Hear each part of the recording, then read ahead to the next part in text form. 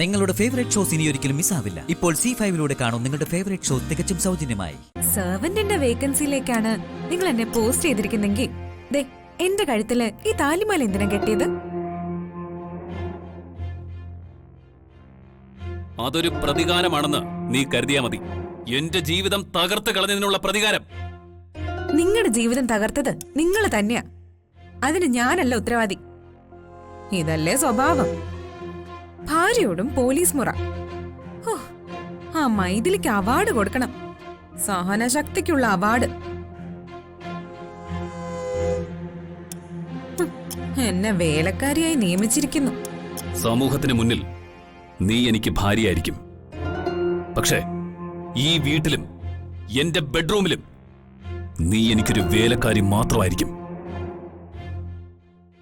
ഞാനൊരു വേലക്കാരിയാണെന്ന് ദേ ഇപ്പോഴാ ഞാൻ അറിഞ്ഞത്. അങ്ങനെയാണെങ്കിൽ എനിക്ക് ശമ്പളം കിട്ടണം. കുറെ ശമ്പളം അഡ്വാൻസ് ആയി തരണം. ശമ്പളം അഡ്വാൻസ് ആയിട്ട് തന്നാലേ പിന്നെ നിങ്ങൾ എന്നെ പറ്റിക്കില്ലല്ലോ. ഞാൻ ഇവിടുത്തെ ജോലികൾ കൃത്യമായിട്ട് ചെയ്യുന്നതായിരിക്കും.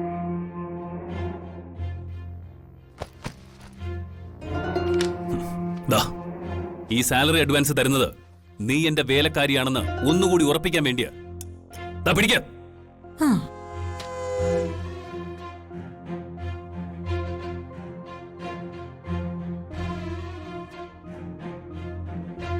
മൈഥിലി ഇട്ടേച്ചു പോയതോടെ നാണം കെട്ടുപോയ നീ ഓരോ ദിവസം ചെല്ലും തോറും അടിക്കടി നാണം കെടുക.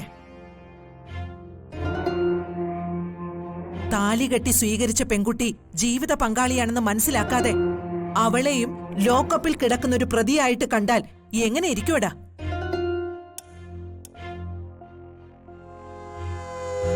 അതിന്റെ ഒന്നാം പാഠം പഠിച്ചു കഴിഞ്ഞു. എന്നിട്ടും അവന്റെ ധാരണ മാറിയിട്ടില്ല. എടാ, പെണ്ണും മനുഷ്യജന്മമാടാ, മനുഷ്യത്വം ഇല്ലാത്തവനെ. പ്രസവിച്ച് നിന്നെ പോലുള്ള നന്ദി കെട്ടവരെ പാലൂട്ടി വളർത്തുന്നു എന്നതൊഴിച്ചാൽ പെണ്ണും ആണും തമ്മിൽ എന്ത് വ്യത്യാസമാടാ?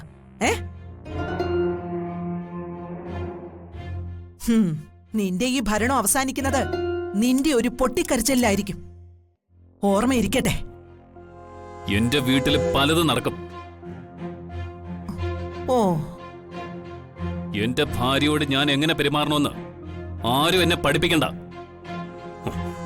നിക്കട അവിടെ.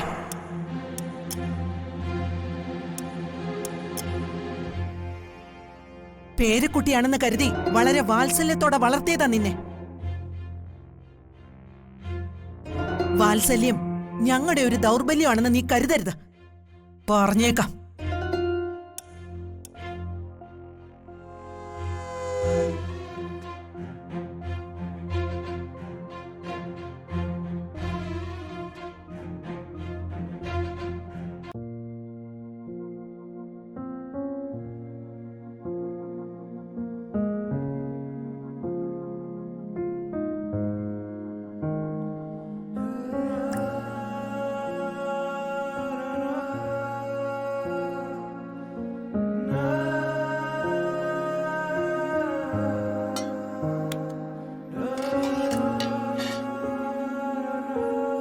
ദേവി,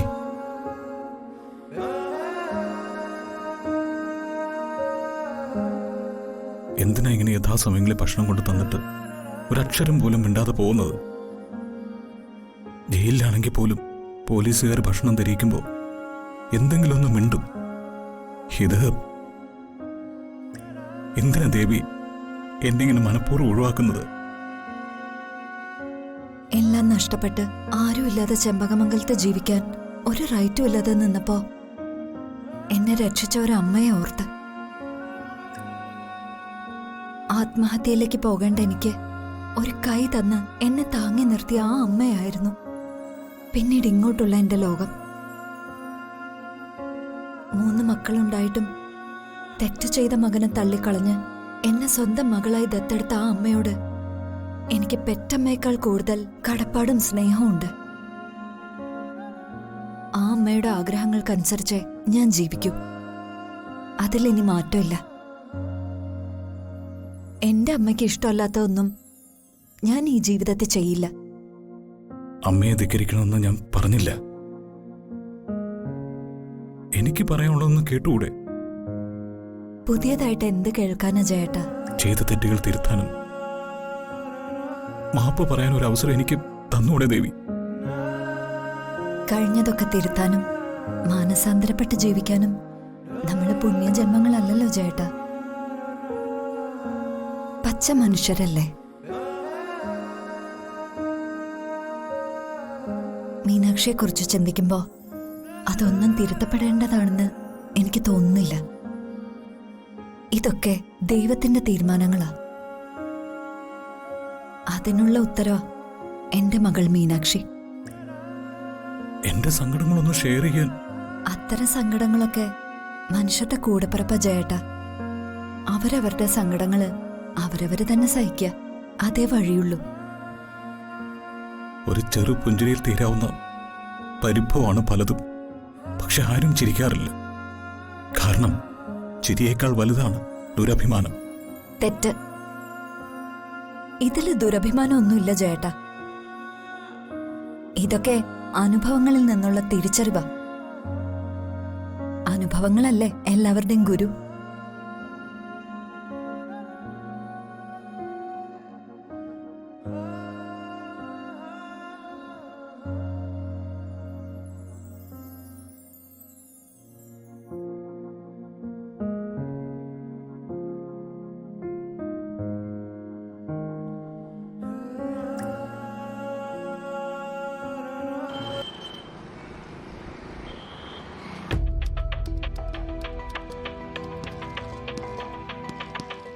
സർ,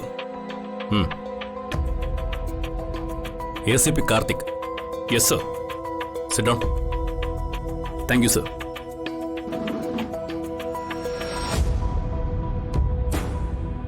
ഞാൻ വിളിച്ചത് എന്തിനാണെന്ന് മനസ്സിലായോ? ഇല്ല സർ. താങ്കളെക്കുറിച്ച് എനിക്കൊരു പരാതി കിട്ടി. ആ പരാതിയിൽ വാസ്തവമുണ്ടോ അതോ വ്യക്തിവൈരാഗ്യം തീർക്കാൻ ആരെങ്കിലും കെട്ടിച്ചമച്ച കഥയാണോ എന്നറിയാൻ വേണ്ടിയാ താങ്കളെ നേരിട്ട് കാണണമെന്ന് ഞാൻ ആവശ്യപ്പെട്ടത്.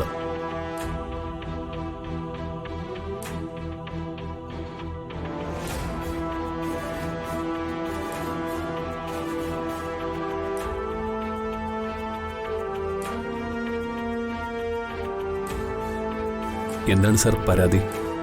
താങ്കൾ വിവാഹിതനും ഒരു കുട്ടിയുടെ പിതാവുമായിരിക്കെ മറ്റൊരു പെൺകുട്ടിയെ കൂടെ വിവാഹം കഴിച്ചെന്ന് ഞാൻ കേട്ടു. ഞാൻ കേട്ടത് സത്യമാണോ? സർ, നിലവിലുള്ള വിവാഹബന്ധം മോചിപ്പിക്കാതെ മറ്റൊരു പെൺകുട്ടിയെ ഭീഷണിപ്പെടുത്തി നിങ്ങൾ അവളുടെ കഴുത്തിൽ താലി കെട്ടിയെന്നാണ് ഞാൻ അറിഞ്ഞത്. അല്ല, ഡിപ്പാർട്ട്മെന്റിലുള്ള തന്റെ ചില സുപ്പീരിയർ ഓഫീസേഴ്സും ഈ കാര്യം ശരിവെച്ചു. നിങ്ങളുടെ ആദ്യ ഭാര്യ ഇപ്പോ എവിടെയാണ്? നിങ്ങളുടെ കൂടെ ഉണ്ടോ? ഡൗൺലോഡ് ചെയ്യൂ C5 ആപ്പ്. കാണൂ എല്ലാ എപ്പിസോഡുകളും സൗജന്യമായി.